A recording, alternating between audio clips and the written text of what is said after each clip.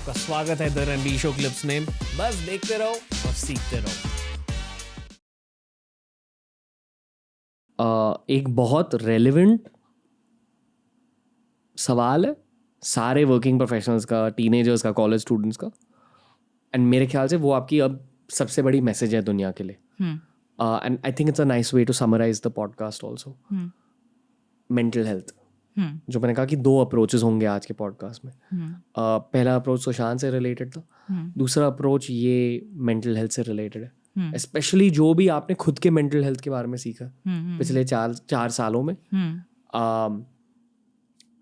Mental fitness नाम की एक चीज़ होती है जिसमें मैं बहुत ज़्यादा बिलीव करता हूँ। उसका मतलब ये है कि लाइफ में अप्स एंड डाउन्स होते रहेंगे, बहुत कुछ होगा लाइफ में, पर जब मुश्किलें आती है लाइफ में, आपके दिमाग को, आपके दिल को रेडी होना चाहिए उन मुश्किलों का सामना करने के लिए। उसे मैं मेंटल फिटनेस कहता हूँ। और मेंटल फिटनेस से रिलेटेड ऑब्वियसली मैं हमेशा ये कहता हूँ कि मेडिटेशन करनी चाहिए, बट दोनों मेंटल हेल्थ और मेंटल फिटनेस को आप ब्रेक डाउन करना चाहोगे? मतलब आपके अकॉर्डिंग क्या है mental fitness, specially keeping the last 4 years in mind, क्योंकि आप उसके पहले भी स्पिरिचुअल थी, पर आई एम श्योर कि these 4 years have been educative in some ways also for you. Life को और गहराई से जाना जी, उस पर्सपेक्टिव से भी बात करूँ। देखो मेंटल फिटनेस आपकी समहाउ, आप जब स्पिरिचुअल पैथ पे होते हो ना, समहाउ भगवान आपको ज़्यादा टेस्ट करते हैं। इट्स ऑलमोस्ट लाइक अगर आप जिम जा रहे हो और आप एक लेवल तक रीच कर गए हो तो आप हैवियर वेट्स उठाते हो जी, टू ट्रेन, तो उस तरह से गॉड आपको टेस्ट ज़्यादा करते हैं। और जब टेस्ट ज़्यादा करते हैं तब आपको समझ में आता है, ओहो you were lacking in so many ways, right? तो फिर आपको समझ में, फिर आप कोशिश करते हो कि आप और ग्रो करो। ये एक टेस्टिंग टाइम क्या होता है ना, इट हेल्प्स यू ग्रो। जो भाई के साथ हुआ और जिस तरीके से हुआ और जितना मीडिया कवरेज था और कितने सारे लोग उसके बारे में बात कर रहे थे, it was a very difficult phase of my life. It was not easy, right? तो उस समय तक जो भी मैंने स्पिरिचुअल प्रैक्टिस अपनी की थी, वो टाइम था to apply it, to really apply all those spiritual practices. And Ranveer, आप बिलीव नहीं करोगे, मैं खुद was going through a lot of pain. I was trying to kind of heal from this grief. And I remember रात में भी मुझे ऐसा फील हो रहा था कि I am going through a death process, अपना ही डेथ प्रोसेस। रात में जब मैं बेड पे लेटी हुई थी, एक बार क्या हुआ, पूरे बॉडी में एक अजीब सी liquid, it was very visceral, liquid flow किया, and it almost paralyzed me, and my heart started beating so fast and I was sweating profusely, and I was feeling like, oh, is this death, and what will happen after death? Or ye cheese, I I experienced this 2.5 times, and by the sheer practice, जो मैंने practice अपनी life में की थी, spiritual practice, that only came for my rescue in the end, where in Buddhism I have practiced that everything is an illusion, ये सब माया है, ये mind का creation है, और मैं ये नहीं हूँ, मैं awareness हूँ जो watch कर रहा है इसको, मैं दृष्टा हूँ।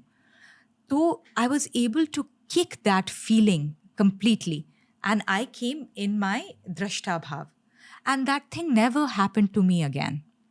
But it was a very very difficult phase of my life.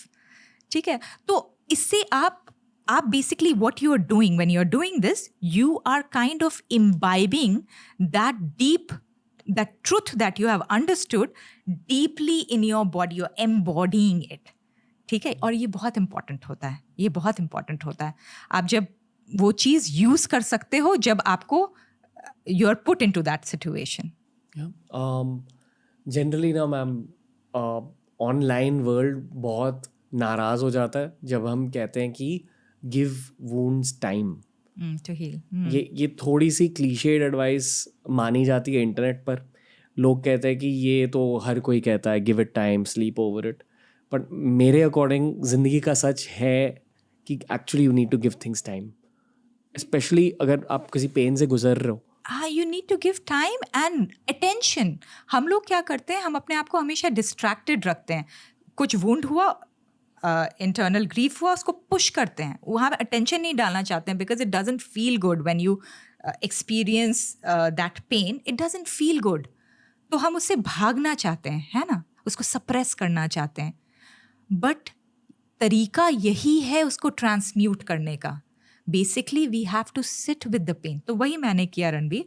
Basically I took many months of solitary retreat and I sat with this pain, with this grief.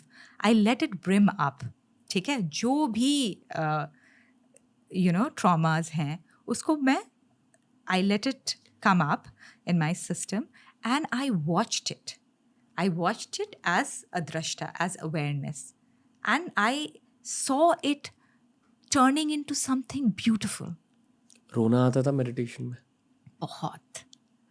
बहुत रोना आता था, बट वो भी वॉच करना होता है। रोना खत्म कब होता है? रोना खत्म कब होता है? जब भगवान आपको एम्ब्रेस कर लेते हैं एब्जॉर्प्शन में, जब आप डीपली वो दृष्टा भाव में समा जाते हो। It's almost like God is embracing you, right? तब फिर रोना खत्म हो जाता है। तब समझ में आता है कि तुम तो कभी किसी चीज़ से अलग हो ही नहीं। आई फील कि इस पूरे पॉडकास्ट ने उन सारी फैमिलीज को भी हेल्प किया जिसने लॉस देखी है अपने खुद के लाइफ में। और देखो, ये बात तो भगवत गीता में भी बात होती है कि मे बी फिजिकल बॉडी चला गया है, but that person, that human continues. जैसे ही डेथ होता है किसी का, उसको हम बॉडी बुलाना शुरू करते हैं, है ना? उसको हम नाम से नहीं बुलाते हैं, बोलते हैं सुशांत चले गए, बॉडी इधर लाओ, इसकी बॉडी इधर लाओ, राइट? तो इंसान डिसकंटिन्यू नहीं होता है, they continue, they pass on, right?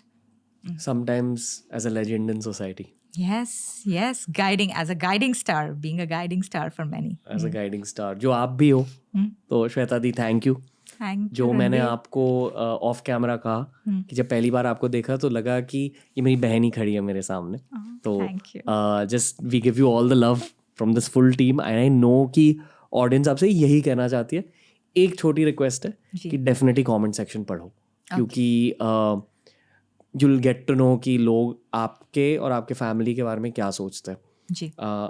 विनय जो आपके पीछे है वो इलाहाबाद से है और उन्होंने भी बहुत बात करी है सुशांत भाई के बारे में। There is too much love, specially देश के मासेस में, डेफिनेटली पूरे देश में। अगर मतलब मैं साउथ बॉम्बे लोगों के साथ भी बैठा रहता हूँ तब भी उनके लिए प्यार है, और जब मैं मासेस के साथ भी उनके बारे में बात करता हूँ, there is just love and affection for you and your full family.